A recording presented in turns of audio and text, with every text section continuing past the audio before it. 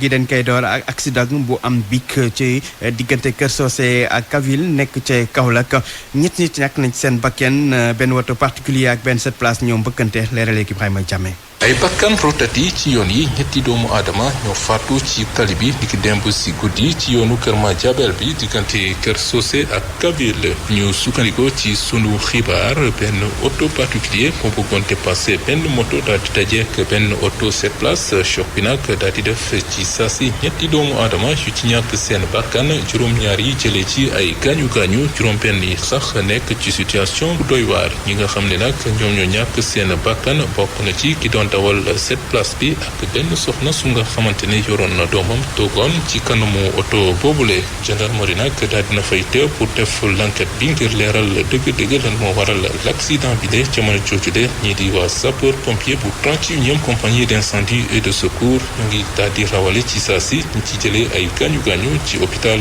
régional bu Kaolack accident bi nag doon beneen accident bu nga xamante ne dolleeku na ci ñu fi nemmeeku fan yi lu yàggul ñu bari jàpp ne nag li waral accident yi de du leneen lu dul ñàkk moytu chauffeur yi ak indiscipline bu mat sëkk bi ñuy wone ci yoon yi Ibrahima Diame Kaolack rajo Futurs Médias.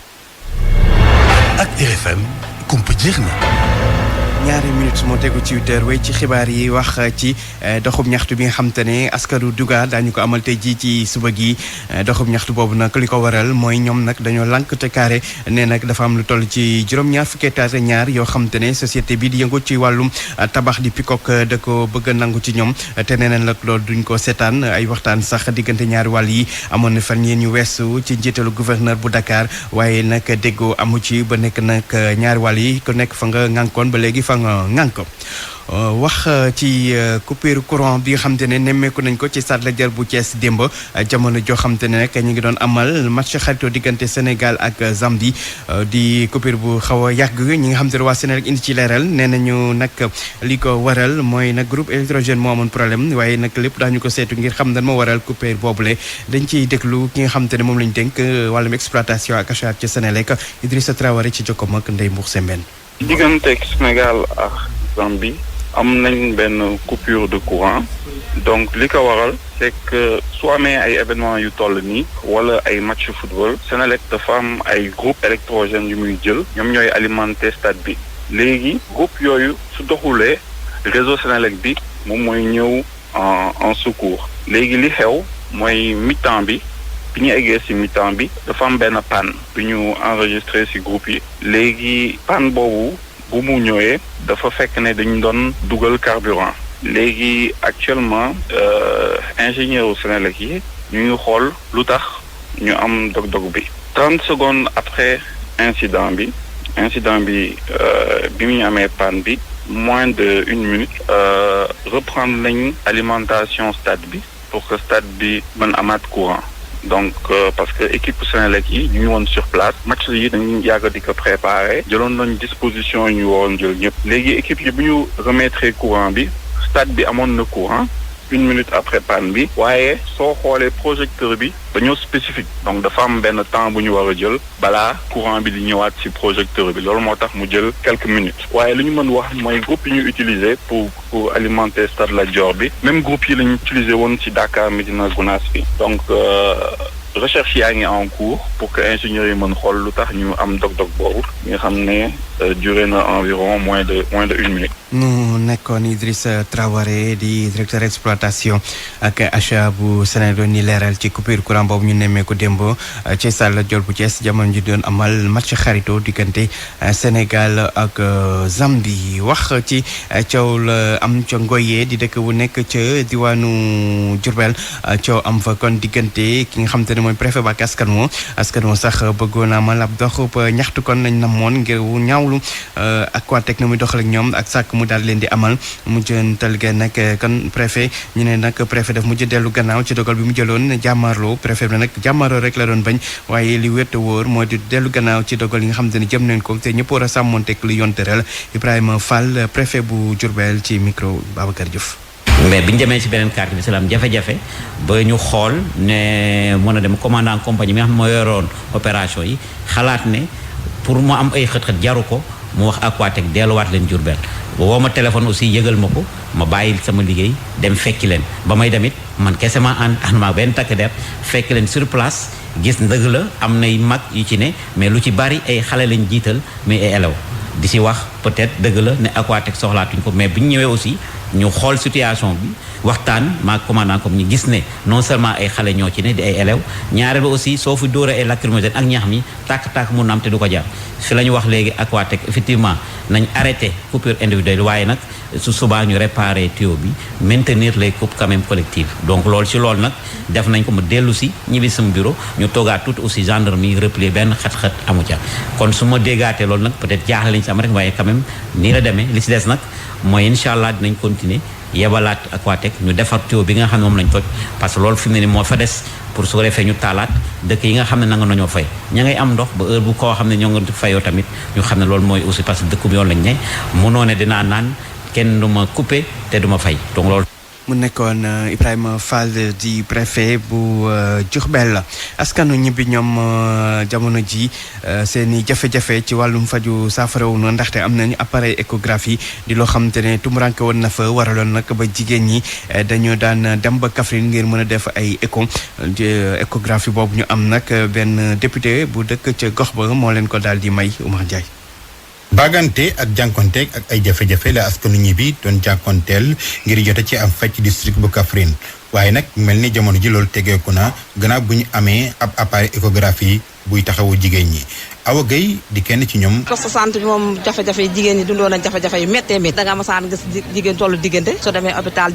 jëmtukaay yi nga xam ne moom lañ ko war a defaree amu fi ñu di ko jël janu fi ko yóbbu Kaffrine xëy na bala ñuy egg Kaffrine yenn saa yi doomam loru wala moom dana sonn ba coono boo xamante ni suñu demee doomam moom la ñuy sowe dootuñu mën a sowe doomam. mu di ay jumtukaay yu agsi ci jamonoom ci poste santé bu ko yittewoon lool bu ñu sukkandikoo ci Mamadou Wilane nekk docteur ba nekk poste santé bu Ñibi. na matériel yu bëri yoo xam ne dafa màggetoon comme table chauffante bi nga xamante ni am nañ ko vraiment tey dépanne nañu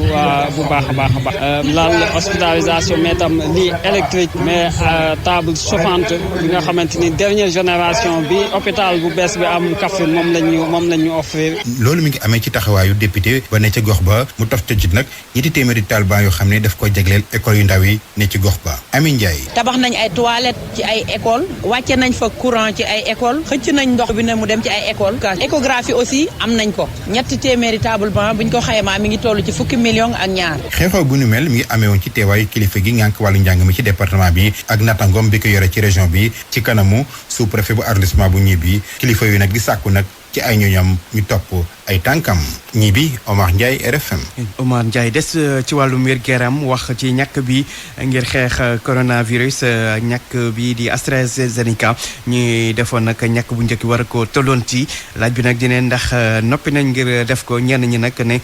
daañu ko def ñeneen ñi ñoom ne xalaataguñ ko reportage Ndeye Moussa Mbène. population xool ba ñëpp ak seen ci première ba mat ñu doon indi deuxième nag waaye ginnaaw premier mot nga indi deuxième man na muy demee. lii mooy xalaatu marchand ambulant bi bu sukkandikoo si moom jógul woon sax ni dañoo war a inscrire ngir ñàkku. waaye dama cee jot ba ci wax seen bala ngay wax soxla ku may bind teguñu ko fenn ci peuple fii ñuy ji déglu gisoo fenn publication publique fu ñu ci teg ji bu di du ko def. Marie-Louise ab jaaykatu fruit la fii si marché bu Sàmm lu muy xamle moo di pare na ngir amal ñaareelu ñàkkam. def naa premier vaccin colocolonique bi laa def waaw léegi damay xaar deuxième bi fu ma def koy dem def am naa ngi yore sama carte non man diabétique la wax naa leen ko avant ñu may vaccin déedéet aw ma benn problème macha allah maa ngi sant yàlla bu baax a baax a baax. Diané Diallo si wet wi amoon na ay jafe-jafe gannaaw ba mu ñàkkoo waaye teewul pare na ngir jël ñaareel bi. maa ngi vacciné woon le 16 bii di ñëw nii ca laa war a jël sama deuxième vaccin bu ma koy doog a vacciné le même jour sama yaram tàngoon na tàng yu metti nag defuma dara mais nag quand même sama yaram tàngoon na loolu moom sentiroon naa ko mais le reste moom vraiment tout va bien le lendemain dama xëy dem liggéey dem toppatoo li may toppatoo amoon benn problème ci diggante incha allah le 16 incha allah damay dem vacciné waat waaw parce que loolu moom di jëfu kenn sama yëf bopp la parce que sama santé la. toll na si téeméeri junni ak juróom-ñeent yu toftal ñeenti téeméer si ay vaccin yu bees yu bàyyeekoo si réewum France si bésu tay bi lu ëpp ñeenti junni doomi aadama ñàkku nañu bu ñu sukkandikoo si ministère de la santé ñeel première dose waaye ñu taseel ñoom lu ñu xamle moo di pare nañ ngir amalaat vaccin bu yees bi ndax loolee la ñëpp war a def. Ndeye Mour Sembène wax ci bés bi nu jegleel wàllu alam gi di environnement ñu doon ko màggal démb fii ci Sénégal nag xew-xew bi koy mandargaal ña ngi ko doon amal ca Toubacouta ca diwaanu Kaffrine ca diwaanu Fatick mbaal ma foofu nag gis nañ ne lii di mangrove yi wàññeeku na bu baax a baax ci at yi ñu génn Aminata Goudiaby. yàq gi ñuy yàq gàncax gi ci àdduna si yëpp delta du Saloum bi féetee ci région bu Fatick mucc ci fii ci biir région bi nag li ñu nemmeeku moo di mangrove bi ci ñeent fukki at yi mujj yi liñ ci yàq dafa bëri loolu nag ñi ko def moo di ñi nga xam ne ñoom ñoo dëkkee ci wàllu wi nga xam ne fa la mangrove bi nekkee nee ñu nag niñ koy exploité dafa ëpp doole Abdou Karim Sall moom mooy ministre de l'environnement. sachant problème yi nga xam ne am nañ ko fii ñu tànn Toubacouta pour abriter la célébration li nga xam ne moom mooy journée internationale mondial de l'environnement. ngir rek gën a sàmm gàncax gi ak itam defaraat mangrove gi nga xam ni moom la ñu yàq liggéeyu ñëpp la war a doon suñ sukkandikoo ci ministre bi moom nag mu ni nguur gi jot naa def ay efforts yu bëri ci wàllu wu ni mel. de 2012 à 2021 créé nañu lu toll ni 6 aires marines communautaires protégées. président de la république ci diir bu gàtt def na li nga xam ne moom mooy classement de 9 forêts loo xam ne géej na am depuis 50 ans. léegi rek ci xeex li nga xam ni moom moo di yàq gi ñuy yàq gàncax gi ci Sénégal ñu ni daañu gën a yokk agent yi nga xam ni ñoom ñoo féete ci ministère de l'environnement ne ñu bu yàggul dara sax daañu recruter ndaw yu bëri ngir ñu bokk ci liggéey bi. mu ngi aju ci programme d'urgence sur l'emploi et l'employabilité des jeunes bi nga xam ne jël na lu toll 10 000 emplois verts jagleel ko le ministère de l'environnement et du développement durable pour ñu gën a renforcer li nga xam ne mooy sunu effectif yi ñu am. fa 47e édition bés bi nga xam ni moom la ñu jagleel ci àdduna si yëpp wàllu environnement thème bi nga xam ne moom lañ ci tànn moo di fexe nu ñuy xoolee ba defaraat lépp li nga xam ne rek moom la ñu jot a yàq ci wàllu gàncax gi Aminata Goudiaby Fatick RFM. Aminata Goudiaby pôle urbain bu Diamniadio du nekk nag bërëb boo xam te nit ñi dañ fay noppali ko rek dem nelaw moo waral ba entreprise bi di Telium ànd ak cité scolaire internationale taxawal nañ fa benn daara bu mucc école bu mucc ayib démb nag lañ ko doon ubbi école boobu nga xamante ne ñu ngi ciy ànd ak African School International Abdou Diouf Diagne. ñu tabax ko ci lu tollook 5 hectares African School International bëgg-bëggam mooy fexe ba doomu Sénégal ak doomu Afrique yi man di fi amee xam-xam bi nga xam ne moom la ñuy sàkku lu ci bëri ci bitim réew Aïssatou Mbaye Talla moom mooy directrice bi. bitim réew ay école yu mel nii bu amee tam du bari li ma bëgg mooy mu nekk benn référence bu mag te dama bëgg tam doomu africain yi yépp fu ñu munti nekk fii ci Afrique surtout sous région bi ñu mën a fi indi seen doom yi parce que da ngay gis actuellement ay doomu Afrique yi yow ni seen doom yi bitim réew parce que dañuy bëgg ay école yu rafet ñun nag ñu bëgg leen xamal ne école bu rafet fii la fekkee baax. Telium di ki nga xam ne moo ànd ak ñoom ci projet boobule di xam ne ni ak tabax yi nga xam ne ñu ngi koy amal ci pôle urbain bu Diamniadio te ay nit war faa dëkk si amal fa ab école dafa doon lu jaadu Mamadou Asta Diakhaté moom mooy secrétaire général bu groupe Telium. aménager du rek tabax ay kër mais aussi da ngay tabax ay kër tabax nit ñi dëkk ci kër yi jumtukaay ñuy soxla état bi mi ngi def ay investissement notamment fii aujourd'hui am na ay sphères ministérielles am na ay infrastructures sportives et nous ñu xalaat ni pour bëgg ñi fi dëkk gën a épanouir que école lu fi am njariñ donc moo tax ñu associé ak CSI parce que CSI ñoom loolu la ñuy dox. ngir nag fexe ba duñu beddi kenn projet boobu nag dafa bàyyi xel ci liggéey bi neen ko doon amale ñi nga xam ne nag ñooy gone yi nga xam ne dañuy dund ak laago. ak xale yi dund ak laago aussi prévoir nañ leen ñi dund ak laago yëpp ci kaw ak ci suuf mën nañ fa dugg sans problème prévoir nañ moom ay ascenseur ci bâtiment boo xam ne benn étage dong la. African School International war na door nag am njàngaleem 2 fan ci weeru septembre bu liggéey bi yëpp jeexee nag école boobu dana mën a dalal lu tolloo ko 1,000 ak 500 ndongo RFM Rufisque Abdou Diouf Diagne. RFM rajo askan wi. 8h tegal fukki minute ak ñeent wéy ci xibaar yi wax lu soxal wàllum politique ak juboo gi am diggante ministre d'État Mbaye Ndiaye ak ki fi newoon ministre des finances ak ministre affaires étrangères Amadou Ba ñoom ñaar ñoon dëkk Parcelles démb leenu juboo ne nag daañu joxante loxo liggéey ngir coalition Benno Bokk Yaakaar am ndam lu yaaw ci élection locale yi ñu dëkkmal Omar Mbow. Amadou Ba moo daal di talal loxo jox ko kii di Mbaye Ndiaye ba pare ñoom ñaar ñu ànd yëkkati seen loxo yi ci kaw. Ali dal na xel de le président Macky Sall lii la bëgg waa ngeen bokk ndey bokk baay joxante ay loxo. noonu ñaari ténor politique yu nekk ca Parcelles Assainies daal di juboo. Mbaye Ndiaye Amadou Ba Mbaye Ndiaye. gulet nag ministre d'État Mbaye Ndiaye daal di indi ay seede yu rafet jëmale ko ci Amadou Ba. Pour lever toute équivoque, il n'y a pas de contradiction entre Mbaye Ndiaye et Amadou Ba. Amadou Ba, je continue à vous faire confiance autour du président Macky Sall. mu doon ab booloo bi nga xamante ni bi ñu sukkandikoo ci Mbaye Ndiaye am na importance bu baax ñeel élection locale yi ñu jublu. Donnons-nous la main pour que le président Macky Sall sente qu'au Parcelles Assainies, ici, il n'y a pas de problème. Et il n'y aura pas de problème. C'est ça notre combat. kaay ñu jàppale président Macky Sall. la des yëpp amul solo. yal na yàlla may jàmm may président Macky Sall victoire. jàppale Macky Sall mu gagné yile élection moom ak jàppale Sénégal mu génn ci jafe-jafe yi mu nekk ñooyam di kaddu yi nga xamante ni Amadou Ba yëkkati na ko jëmale ko ci Mbaye Ndiaye. ñu mën a fexe ba won leen ni gouvernement bi nga koy def ci réew mi la nga xam ni tax nañoo jóg ka nga xam ni tax nañoo jóg ñun ñëpp ñu ànd nekk benn jàppale ko loolu mooy la nga xam ne am nañu yéenee def ko ak waa Parcelles Assainies yëpp. Mbaye Ndiaye ak Amadou Ba daal dinañu juboo kon nar a jublu ci liggéey bi ñeel gagné élection locale yi ñu jublu seeni juboo bi nag moo ngi amee ci ab benn conférence religieuse bi nga xamante ni réseau ànd liggéey bu Parcelles moo ko def te ki jiite loole mooy responsable politique bu APR bi di Khady Diop Sow RFM Parcelles Assainies Omar Mbow bu ñu jógee Parcelles Assainies yi day dem ba Matam des ba léegi ci waa APR yi foofu nag am na ñoo xam te ne ànd ñu ci li président Macky Sall wax ne ñoom ñëpp nañu àndandoo ci élection locale yi ñoom ñooñu nag fippu ne dàquñu ànd ak ay yeneen mouvance jeunesse ak waa société civile ci élection yi ñu dëgmal ngir mën a am ndam ci élection yi Ali Bandel ñan ay kilifa APR seen ay militants ñoo ànd ak mouvement ndaw yu bare ay ASC ay notabilité coutumière ba sax ci ay organisation société civile jàpp ni jóg taxaw jot na ngir ñu jàppale candidature Souleymane Barka Ba di kilifa itam ci biir APR te li wutali ngir jiite dëkkub Matam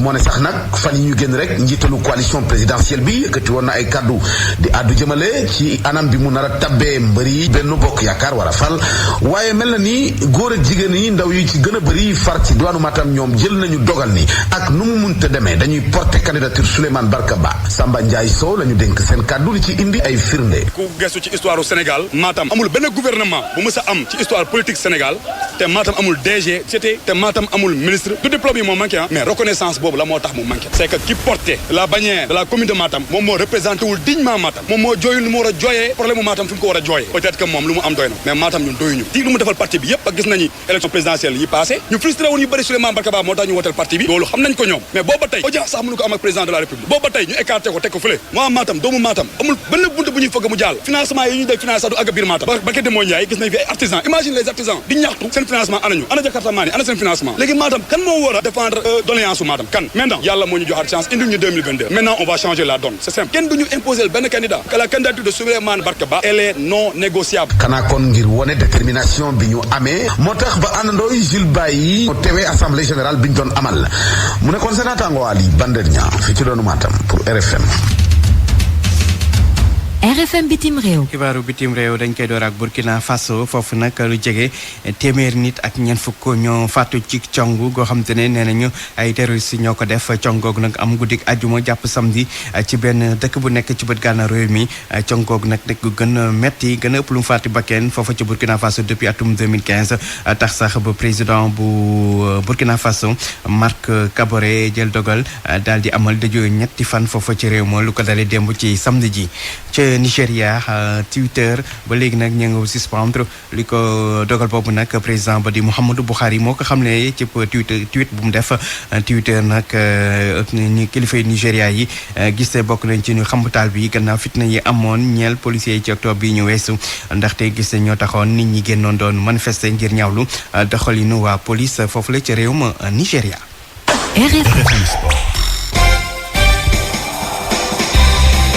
yegsi ci xibaaru tàggat yaram mi sport weekend ànd ceeg Mouhamed Diop. dal leen jàmm ci sport weekend dañ koy tàmbale ak match amical international Sénégal doon jongante ak Zambie ca stade Lat Dior bu Thiès Sénégal mujj jël ndam li ñetti bal ci benn but ki ko dugal Sadio Mané ci penalty bu ñu jongante 22 minutes Krépin Diatta ak Ismaïla Sarr ñëw tollanti Zambie nag wàññi na score bi ci bu ñu jongante juróom fukki simili ak ñeent Dominique Chanda moom moo dugal seen but ñoom Chipolo Polosi gaynde yu Sénégal am ndam gannaaw gannaaw bi nga xamee ne kon ñoo ngi doon teglante ay série de match nul seen diggante ak Congo ak Eswatini ci éliminatoire Coupe d'Afrique des Nations bi ñu jógee Sadio Mané dugal benn but bi nga xamee ne tax na jamono ji mu jël ñaareelu place ci ñi dàq dugal ci équipe nationale bu football ak ñaar fukki but ak ñaar mu ngi raw nag jamono ji El Hadj Ousseynou Diouf mi nga xam ne dugal na 21 but ñoom ñaar ñëpp ñoo ngi topp ci Henri Camara bi nga xam ne jamono ji moo jël première place bi ci ñi dàq dugal ci équipe nationale ak fanweeri but ak benn. ci réaction yi Ismaïla Sarr def match bu rëy moom jàpp na ne ndam la loo xam ne ñoom ñëpp ñoo ngi ko doon xaar waaye ci baisse de régime bi jàpp na ne kon coupure de courant bi nga xamee ne amoon na ci stade bi doon na li nga xamee ne moom moo ko waral ñu teewlu ko. match bi moom résumé nañ ko ci premier 45 minutes donc def nañ li ñu war a def donc voilà je pense que c'est important ñu gagner tey parce que tey voilà public bi ñu ngi doon xaar. Bon, mois de mars bi am nañ ñaari match ni ça parlait de gauche à droite donc je pense que tey moom on a fait ce qu'il fallait. Alors gis nañu équipe Sénégal à deux visages une première période bi nga xam ne ngeen ko dominé une deuxième période bi nga xamante ni voilà ça n'a pas marché qu'est-ce qui s'est passé. Bon comme ni ma ko waxee loolu moom mun ma ko expliquer donc je pense que bu ñu demee ba tel ba nañ mën a résumer loolu noonu ñu xool lan moo waral loolu noonu quoi mais je pense que l'essentiel c'était de prendre les 3 points. Coach national Aliou Cissé moom tamit rafetlu na ndam bi nga xamee ne kon gayndeem yi am nañ ko ca stade Lat Dior bu Thiès waaye nag ñëwaat na ci choix yi nga xam ne am na ko ci biir gaynde yi ñu teewlu Aliou Cissé. ni que première période bu baax la intensité bi mi ngi woon ci match bi ñu dugal ñetti but yoo xam ne ñetti but yu am solo la lu may regretter rek mooy que deuxième période bi équipe bi dafa xaw a dellu ginnaaw mais loolu c'est suñu stratégie la woon ñun ñoo décidé woon ci deuxième période bi bàyyi équipe Gambie Zambien bi ballon bi tuuti pour que ñu mën leen contrer waaw. genre match de fin de saison souvent joueurs yi dañuy gérer fin de match yi mais lépp lu ma mën wax ci loolu rek mooy que je suis très satisfait du rendement en tout cas globalement ci match bi ñu def nii tey.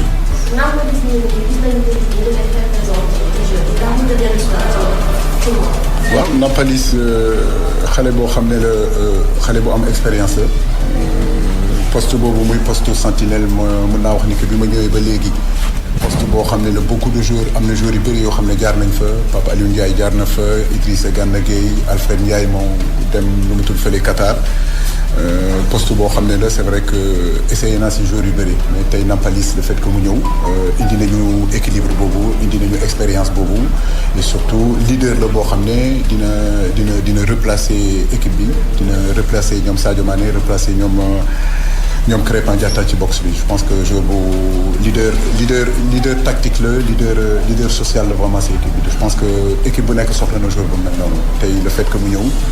mën naa wax ni que avancé la tamit ci suñu projet bi. Aliou Cissé ak Ismaïla Sarr suñuy envoyé spéciaux ci diwaan bu Thiès Soda Thiam ak Cheikh Tidiane Diagne ñoo taataan seen kaddu gaynde yi gannaaw seen ndam bi dinañ dellu soit ci jongante yi ak match amical bu ñu war a amal seen diggante Cap-Vert loolu talaata lay am ca stade Lat Dior bu diwaan bu Thiès. Ligue 1 sénégalaise bu football dimanche bi leader bi di Teungueth FC mu ngi dalal Jàmbaar bu Saly loolu mu ngi nar a amee fi nga xamee ne kon moom mooy ca Ngalandou Diouf bu Rufisque AS Pikine di dalal Casa Sport ca stade Alassane Djigo stade municipal bu Mbao US Gorée moo fay laale ak MPC di Mbour Petite Côte stade Djibril Diagne 17h Génération Foot di fa dalal CNEPS Excellence Albouri Ndiaye Jaraaf moo fay dem fekki ki nga xam ne mooy Njàmbur bu Louga Amadou Bari Dakar Sacré-Cœur moo fay dalal AS Douane stade Massène bu Fatick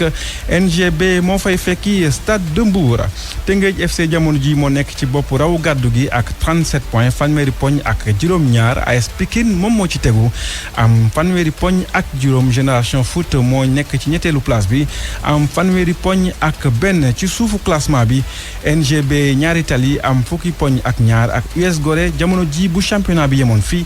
dañuy wàcc ca Ligue 2 boobu la ñuy wax ak jamono ji duel bi nga xamee ne kon mu ngi dox diggante Linguère ak Guédiawaye Football Club moo nekk ci bopp raw gàddu gi ak fanweeri poñ ak juróom-ñaar rawee Linguère benn poñ Génération Foot war a dalal nag Kër Madior ca Amadou Bari ci dimanche bi waaye li nga xam ne mooy désignation trio arbitral bi ñi war a arbitrer jongante boobu la waa supporteru Guédiawaye Football yi àndul benn yoon ba tax na sax waxoon nañ ne bu nekkee dañ ko nar a wéyal ñoom du ñu bàyyi match boobu mu am ba tax na jamono ji commission centrale des arbitres Malang Diédhiou jiite ko jàpp nañ ne kon dañuy soppi désignation boobu remplacer arbitre Saint-Louisien yi nga xam ne ñoo waroon arbitrer match boobu jongante boobu nag léegi waa Tamba ñoom ñoo ko nar a arbitrer Guédiawaye football club may fàttali di dalal Kër Madior waaye tamit Linguère ca Ndar ca stade Mawade Wade di xaar Renaissance bu Dakar. yeneen ndaje yi ci 19e journée bu Ligue 2 ci dimanche bi ba tey US Ouakam di xaar Africa Promo Foot Amitié FC di dalal EJ Fatick li des ci journée boobu ñoo ngi koy jongante altine diggante Demba Diop FC ak Duc Port Autonome bu Ndakaaru di fekki Jamono bu Fatick.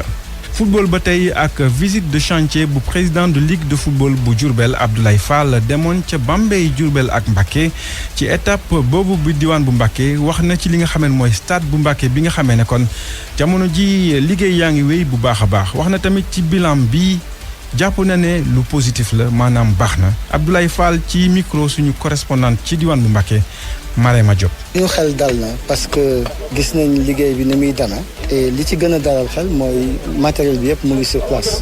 li ëpp ci travaux yi mooy structure bi def nañ ko ba pare donc li ci des mooy demander ñaan entreprise yi rek mu gën a baral loxo pour que travaux yi gën a gaaw xam ni xaw na yàgg mais c'est vrai que ñoom aussi dañuy jël travaux yi dafa am ñu ko yoroon ñoo ñu def peut-être mënuñu dem ñu bàyyi ko fi et ni ma gisee daal vraiment alhamdulilah travaux yi mu ngi avancé bu baax gestion wu stade yi mais ñëpp xam nañ ne souvent ni muy doxee du noonu c'est-à-dire bu ñu ko xasee liggéey rek day commencé yàqu mais ñun aussi ci ligue bi dinañ leen essayer accompagner proposer leen modèle boo xamee ni ñun dinañ participer ci gestion bi. vraiment di kontaan rek ci li nga xamee ni def nañ ko ci ligue bi parce que ñun quand même dañuy organiser suñu championnat yëpp en junior et en senior et championnat lay doon aller et retour actuellement ñu ngi ci phase retour yi. et bientôt mën nañu fixer date pour suñu finale Ligue Diourbel vraiment ni muy doxee vraiment macha allah. jeexal ak basket bi doon amal assemblée générale extraordinaire am ci samedi bi assemblée générale boo xam ne ngir yeesal bu baax a baax texte yi la gannaaw nag bi liggéey yembee président fédération sénégalaise bu basket rafetlu na bu baax a baax nii nga xamee ne kon noonu la doon demee Babacar Ndiaye ci micro Malal Junior Diagne. bu ñu xoolee aujourd'hui il y a plus de 80 clubs présents aujourd'hui ñu def waxtaan ci jàmm ku nekk wax sa xalaat bi ñu paree assemblée bi ñu soumettre texte yi au vote mu am ñetti nit yu contre am ñaar yu ne yu abstenir le reste plus de 80 personnes d'accord voté texte yi donc texte yi léegi adopté nañ ko maintenant nag l'année prochaine day entrer en vigueur. réforme yi ñaari catégorie la mooy catégorie sportive yi ak catégorie administrative parce que xam nga aussi fédération daf koy gérer sur le plan administratif mooy léegi le secrétaire général il est nommé par le ministre sur proposition du président de la fédération ñu wax aussi que léegi président fédération mënul nekk président club. ñu wax ne également mandat bi nga xam ne nii les mandats des membres dañ ko limité woon à 2 dañ ko dindi vraiment pour permettre à chacun de venir se présenter. Sport Week-end jeex na ñu leen di gërëm bu baax a baax ci teewlu bi ci technique bi Matar Samb la woon ci présentation bi Mohamed Jo Diop jërë ngeen jëf ci teewlu bi. ñu koy jaajëfal bu baax a baax moom tamit Mohamed Jo Diop nekkoon Sport Week-end foofu la ñam tamit ci xibaar yi ne suñu dafa pàttali ci gënoon a fës. El Hadj Ndiogou Diène. tali bi faatu ci nay bakken ñett nit ñoo ñàkk seen bakken ci accident bi diggante Kër Socé ak Kavine nekk ca diwaanu Kaolack benn 7 place ak benn particulier ñoo mbëkkante askanu Dugar nar wàcc ci mbedd mi amal doxum ñaxtu tey jii ñu wéy di xeex ngir jot seen suuf gi ñu gis ne waa Pikok ñoo si teg loxo nangu ko si ñoom wàllum politique Amadou Ba ak Mbaye Ndiaye joxante loxo juboo ngir benn ci élection locale yi di ñëw nee nañu ndamuk APR ak benn bokk yaakaar rek moo leen soxla bitim réew ca Burkina Faso lu ëpp téeméer ak ñeent fukki nit ñàkk seen bakkan ci cong tàmbali nañ fa sax di jóg ñetti fan démb ci samedi ji tàggat yaram football sunu gaynde yi door waa Zambie ñetti bal ci benn ci match xarito bu amee woon ci stade Lat Dior bu Thiès mu nekkoon xibaar suba gi ci rajo Futurs Médias El Hadji Ndiogou Diène ne woon ci micro bi ànd ak Amady Ndiaye ci machine bi léegi-léegi perte de vie Astou Mbène Thioub ñaareelu pàcc waxtaan ñu seqaat ki nga xamante ne mooy Billy Boy kon nekkoon ku ñu ràññewoon lool ci wàllum théâtre bi